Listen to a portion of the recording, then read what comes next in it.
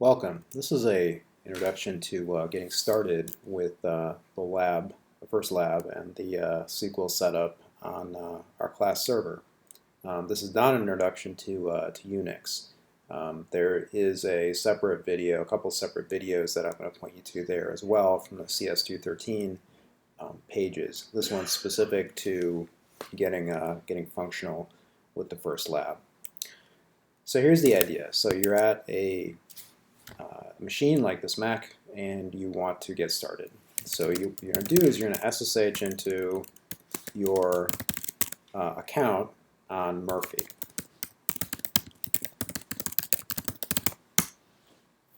So I have this set up so I don't have to type a password. You're probably going to have to type a password. If you're curious about how to avoid typing a password, you can read about SSH public keys. So given I'm in this directory, I'm going to have a directory in the subdirectory called dub. And the basic idea is everything in dub is going to be exported out via the web server. And with an additional special feature, which is that any executable program, particularly proscripts that are sitting in this directory or subdirectory, when the web server sees them, the web server will run them, which is the core of how RWB works. So if you don't have this directory, you're going to have to create this directory, and you're going to have to configure it the way we describe in the handout, the using databases in the Web of Things handout. So if we, I already have a copy of RWB here that's functional. So what I'm going to do is I'm going to make a separate directory and set it up here as well, out of the box. So what I'm going to do is run that command right from the RWB handout. So let's see, pdinda 339 handout.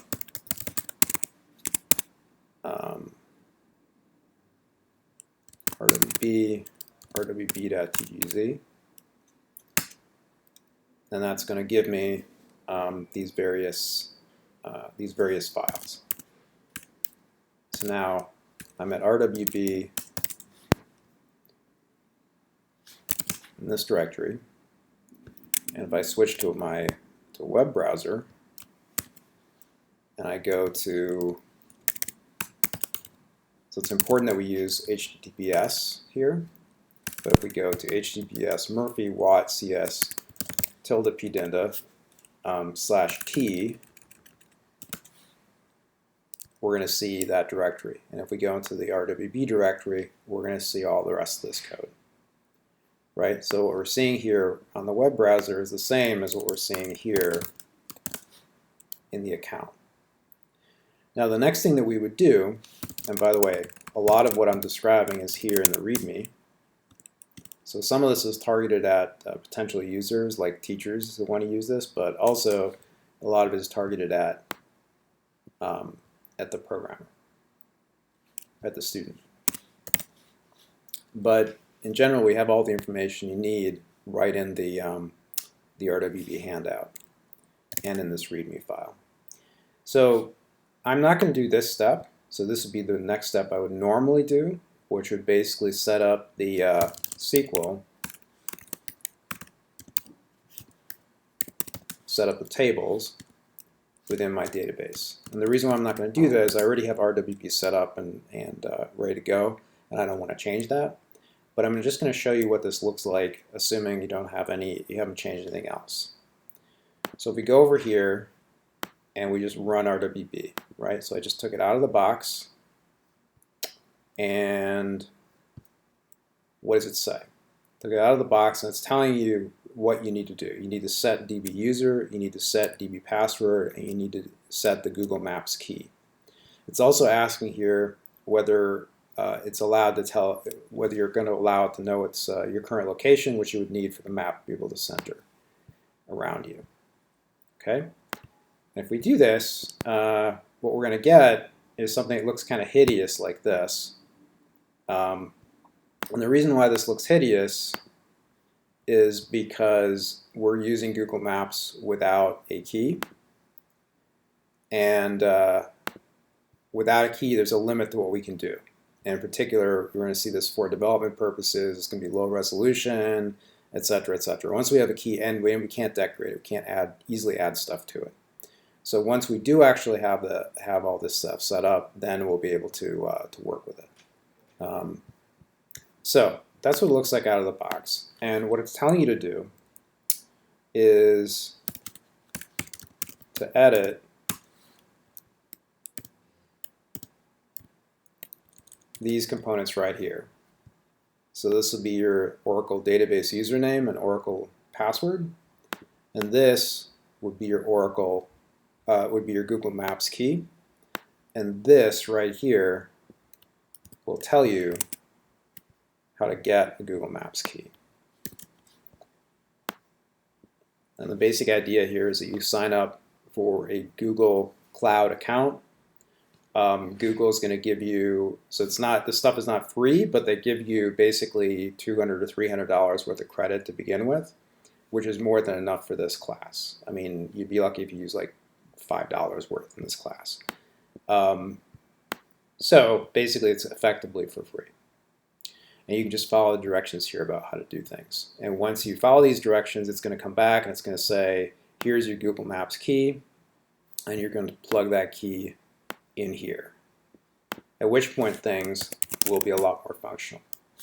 What will happen is it'll look like the code I showed you at the beginning of class on Monday, or at the end of the class on Monday. And let's connect to it here. So we're going to go back to our broken, just handed out version. And I'm going to go back and look at the version that I handed out. So I'm going to say, allow it to know where I am, allow it to run, and you can see it looks a lot prettier. Okay?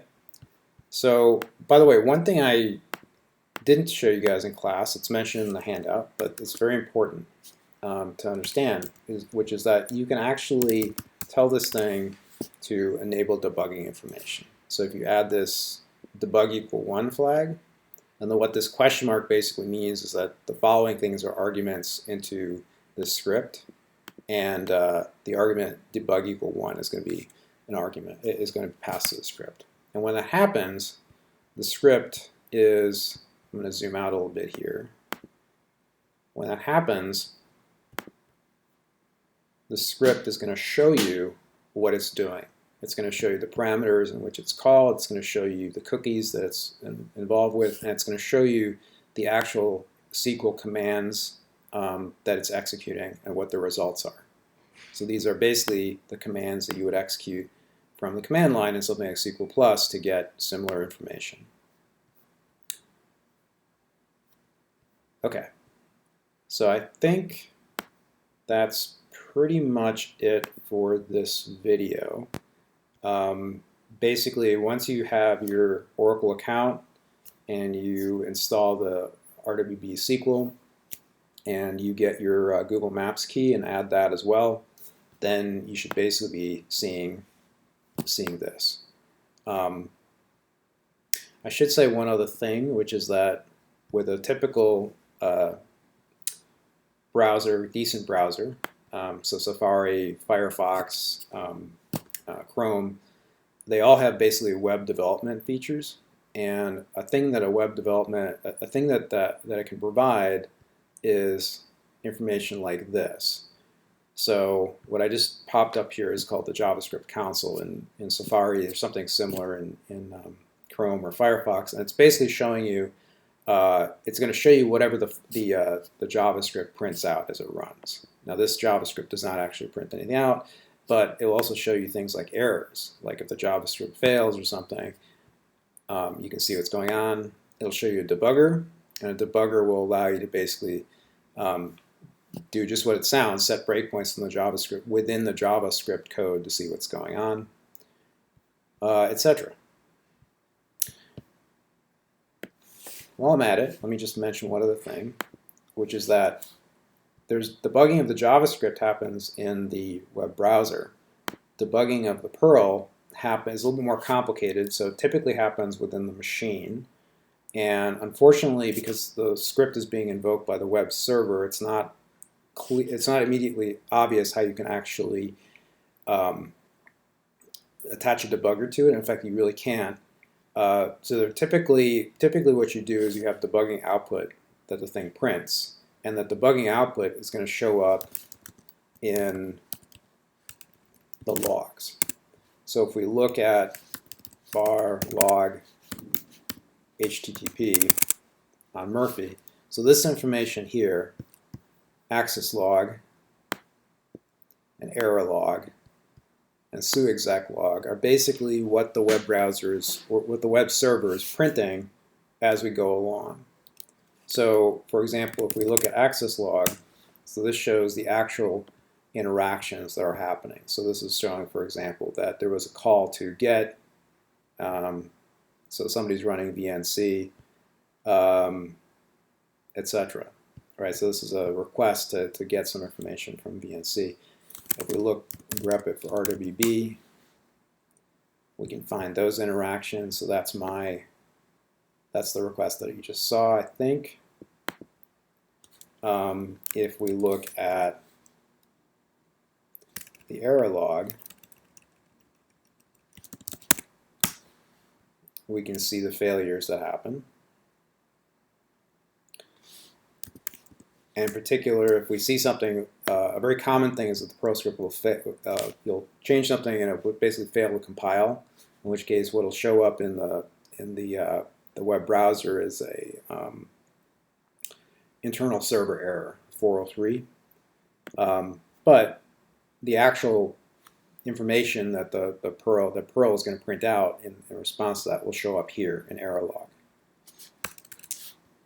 Okay, so I think that's probably enough for now.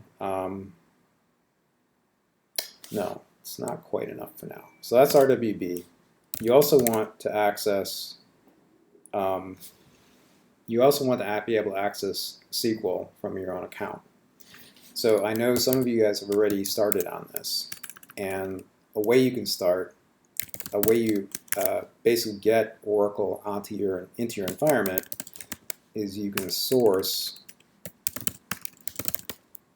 or copy pdinda 339 handout aura env, and all this file is basically a set of commands that set up the environment so that Oracle can find out where it's actually installed and gets the Oracle executables on your path, etc. Now that, what I just did there with that source, that is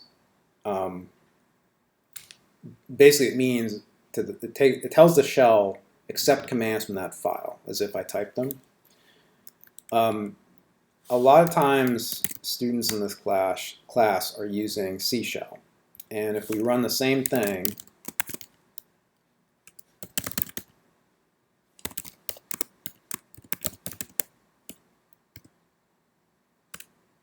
what am I looking for? Handout slash or n. If we run the same thing there, we'll get some cryptic messages like this. And the problem here is that C shell, the default shell that our department, for whatever reason, uses, has a different command language.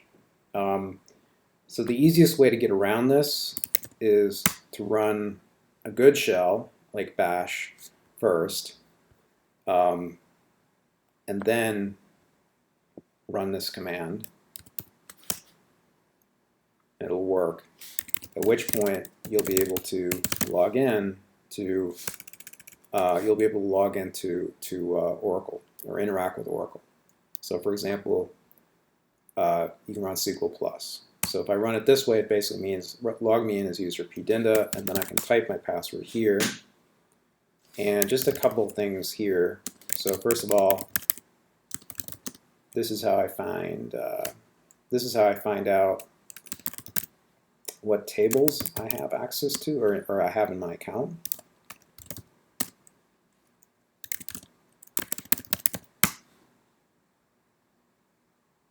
So these tables here, like RWB users, actions, permissions, they're set up by that RWB SQL script.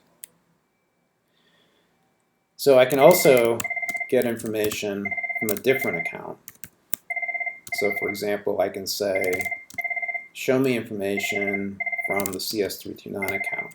So this means the table within CS329 called, say, candidate master.